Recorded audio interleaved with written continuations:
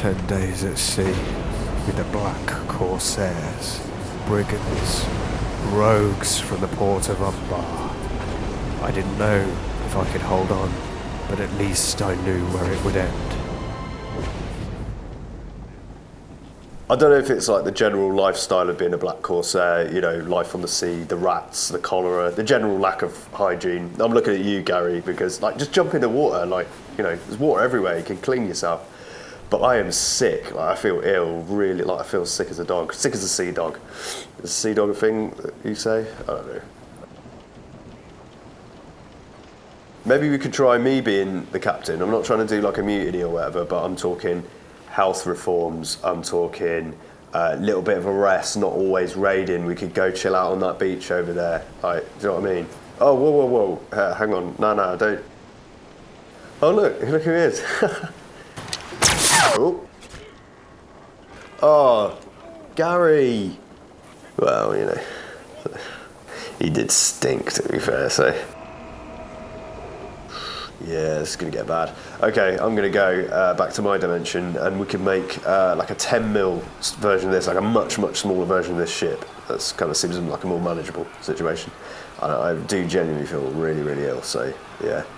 Deeper voice though, so that's cool, but just that's ghosts are coming. Anyway, alright, bye. Now, back safely in my own dimension, I had printed this 10 mil ship, and the STLs I had found from a wondrous creator called Rengald, who has put all of these designs up for free on his Thingiverse, but I would implore you to go there and download some stuff and drop him a tip, because he's put all of this stuff up for free, and the links are in my description. I mean, look at this, look at that. What? Treasure trove, true treasure. First, I'm going to have to clip away all of this lovely tree stuff, and actually this was very easy to do. Look at that lovely sail. Sail away with me, honey. Not now, David Gray. Banish you, David Gray, to the abyss. Yeah, a lot of this stuff you can just sort of peel off with your hands with a little bit of help, which is really cool. So, happy days. Happy days to you all. Yeah, very nice. Yeah, so here we go, and it's all printed, and I've dry fitted it together, and it works like a dream. And it's even got this handy little clip you put on the bottom and clip it together. Look at that. Nice. You could even have it not glued if you wanted. I don't want that. So I'm going to use some poly filler, and I've got some super glue as well. Super glue it together. Lovely jubbly. And then we're going to use the poly filler to fill all of the holes, the gaps. Not holes, gaps. It's important to be specific. And I'm just using my fingers to put these in the gaps, and then after that I'll use a wet sponge to get rid of all of the extra poly filler in the places that we don't want poly filler. Simple as that, really. I'm using a lighter here to get rid of all the stringy bits that you get from FDM prints. You could print this in resin, I think, and it would be beautiful. But I try to avoid resin printing when I can, especially when I'm ill like this, because it does me no favours. Yeah, but FDM's nice and safe. It's not horrible. Right, so I spray painted it brown, trench brown, my favourite colour. Or my favourite brown, at least. Whatever that means. And nothing says absolute professional miniature painter than some black gloves, so I got some black gloves. They would look professional if they weren't about 4 sizes too large. But anyway, we're going to paint all of this stuff with some Agrax Earth Shade, and it just adds a little bit of detail across the board on all the wooden bits. We'll be painting these sails black shortly, so I don't know why I put it on there, but oh well. So we're going to use some Abaddon Black to do what I just said and paint these sails black. Lovely, look at that. Fascinating stuff, really. And just being careful by the bits of rope, the ropey bits, which, you know, I think covers both bases there, doesn't it? Actually, very satisfying doing this. I think all of these stages would be made easier by doing it with an airbrush, but my airbrush is just being weird and spluttering paint everywhere, so I've blatantly done something wrong. But, you know, I'll come back to that at a later time and fix it, or not, or just put it away for another 6 months, you know. Classic airbrush cycle that I seem to go through in my life. Yeah. And an optional step is having the appropriate novelty mug. You know, it is optional, but I think it's very important step. So I'm going to take these sails off. And we're going to paint all of the bits that we want to be sort of dull, rusty metal black first. And there is an important reason for this, probably. At this point, I started to think about names for the ship, you know, things like Homendikil's Bane, or the Kin's Strife, or Castamir's Revenge, or Pelagi's Pain, you know, I don't know. Like, leave in the comments, what do you think I should name this ship? I've got absolutely no idea.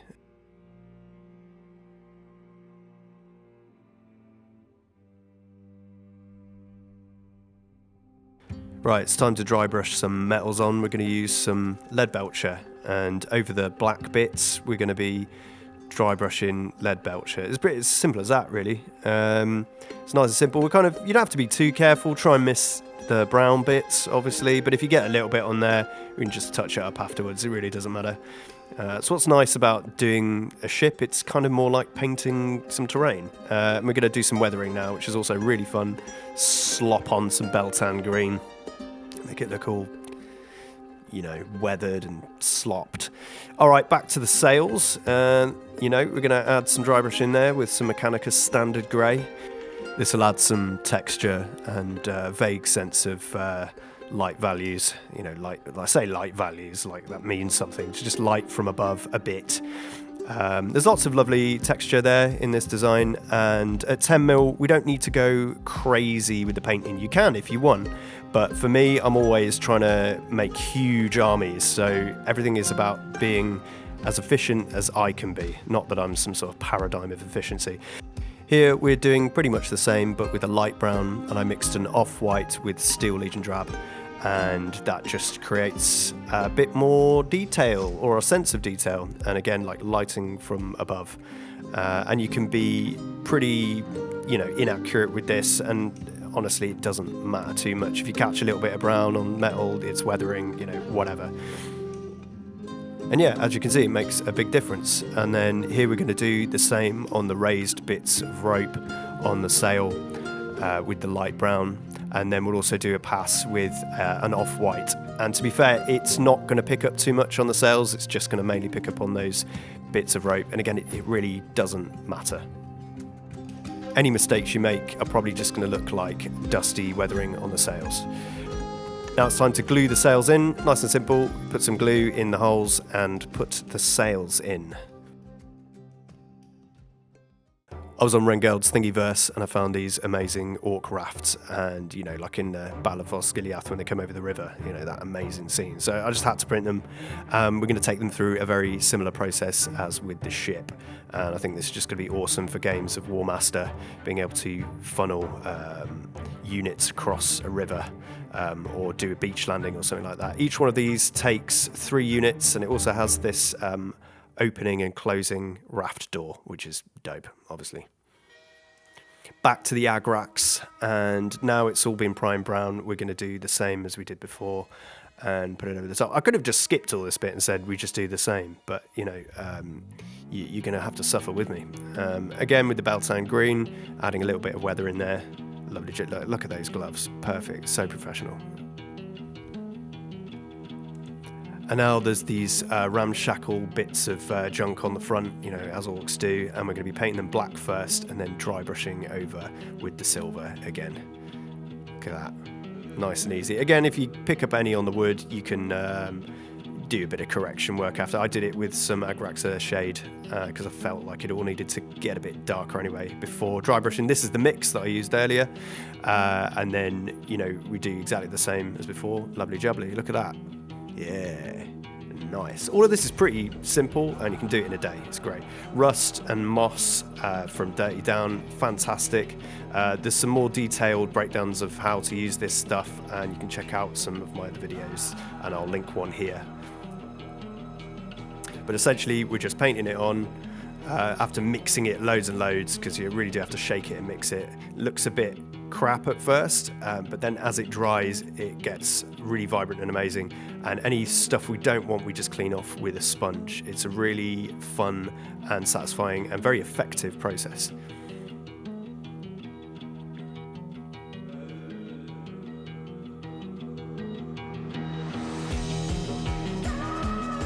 Wow, this music got really intense actually, really high. Yeah, it's enough of that.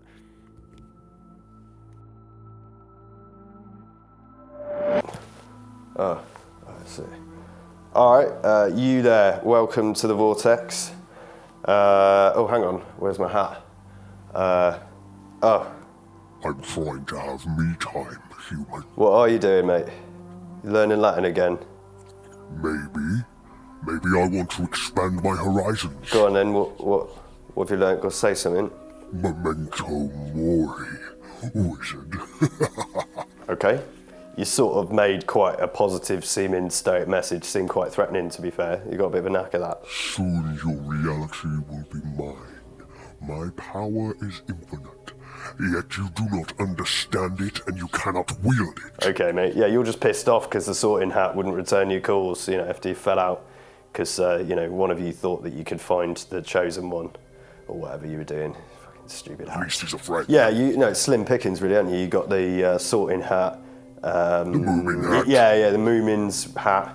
I feel like the Moomin's there because they can get rid of him. Do you know what I mean? Can't get rid of you. I will assimilate your mind. Yeah, all right, mate. Yeah. Anyway, welcome to the Vortex. This is where we catch up on what's going on the channel, where I've been going in the old stop it. Sorry. In the old multiverse. I seem to end up in Middle-earth most of the time anyway. I think it's your doing, so... Anyway, what's coming up? I'm kind of into ships at the minute. Obviously I'm working on a Corsair ship this week. Obviously you know that because you're watching the video. This week we've been using Rengald's amazing Corsair ship design, and I've been chatting to him about doing a Gondor ship, if you like ships. I hope you like ships. I love ships. Did I tell you I love ships? Yeah, and he, in the space of a couple of days, has designed an amazing Gondorian ship that you can see here. So next time I want to do that, definitely. Coming up soon, I'm going to be doing a brand new army. I can't tell you what that army is yet because the designs aren't out yet, but I'm very excited. I'm just doing a lot with my hands there, I'm not sure why, but it just felt right for the situation. So basically, why I've trapped you in the Vortex and I'm standing fairly threateningly above you is to let you know about my Patreon. It's a place where you can get access to an exclusive Discord, but also we do monthly prize draws now. I've just decided this month's prize draw, and I'm just about to let everyone know what that is. At the minute, it really helps me stock the shelves with hobby stuff so I can make more videos for you. And when I've got to deal with this guy up here, I need all the motivation that I can get. Probably should get back to it, to be fair. So what was I thinking? Oh yeah, bye. What's a black Corsair ship without some ballistas? So we're going to add some ballistas and we're going to paint them brown, use a bit of double-sided tape so they didn't blow away. And now they're brown. And we're going to use the old Agrax Earthshade, making a lot of appearances. I like to put a bit of water on these at first so that the Agrax flows better, and then I add the Agrax. Simple as that, really.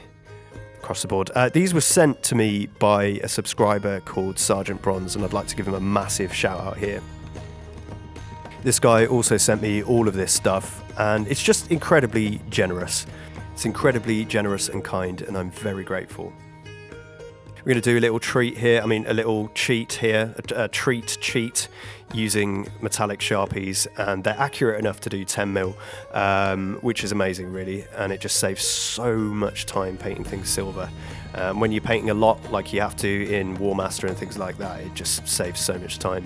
And yeah, we're just painting all the bits that should be metal. Well, not painting, we're drawing it on. It's very satisfying. Okay, now we're going to use a little bit of this dark vehicle wash to dull it down a little bit more and add a bit of detail. And then same again here with the dirty down moss and the dirty down rust.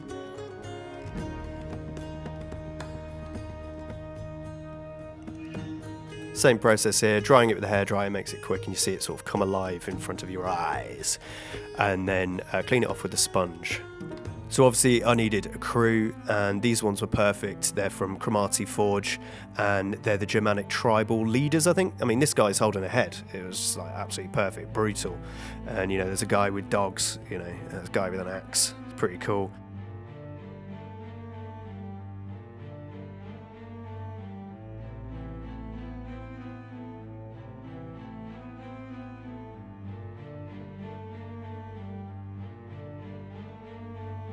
Here again, cheating massively with the Sharpie and then just taking some Mechanicus grey and dry brushing that over what is going to be the sort of black grey cloaks.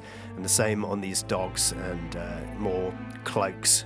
It's just very quick and easy. That's, you know, what we're trying to do with 10mm, just trying to get stuff done and look as good as we can without spending a million years painting it. So now I'm doing all the brown bits, all the bases and the bows and the belts and things like that with Steel Legion Drab.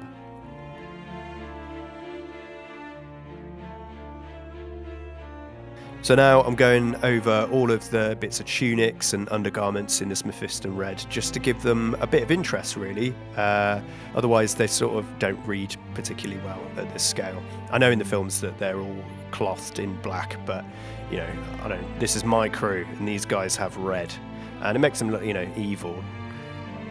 You know, red, bad, blue, good. It's really simplistic, but there you go. And now doing all the flesh tones with Cadian flesh tone.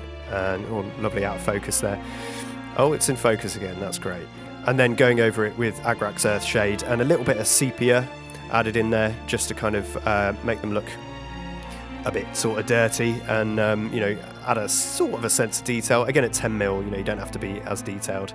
A little bit of weathering on the bases and then a little bit of a highlight with a lighter flesh tone on all their faces. Lovely faces.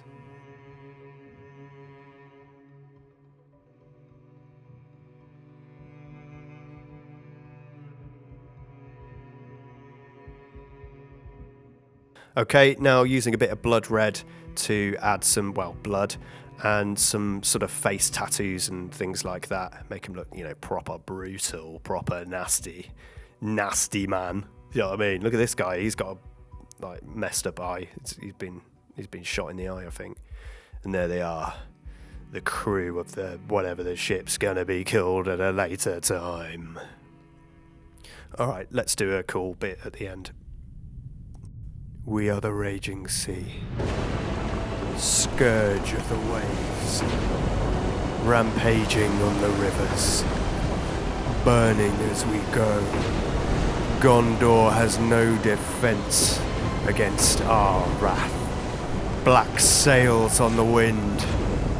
We are Castamir's vengeance. We serve a new master now, Sauron the Great.